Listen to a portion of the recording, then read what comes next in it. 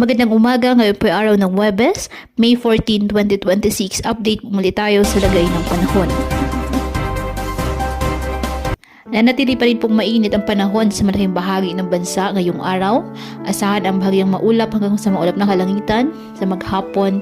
Ngunit sa bandang hapon po hanggang gabi ay may posibilidad pa rin ng mga localized thunderstorms sa malaking bahagi ng Luzon at ilang bahagi ng Visayas at Mindanao. Samantala, patuloy pa rin na minomonitor ang isang low pressure area na dating si Bagyong Kaloy na nasa loob po ng ating Philippine Area of Responsibility. Inaasahan itong magiging halos stationary o mabagal ang galaw habang patuloy na humihina sa karagatan. Hindi naman ito inaasahan na magdadala ng mga pag-ulan o direktang epekto sa anumang bahagi ng ating bansa.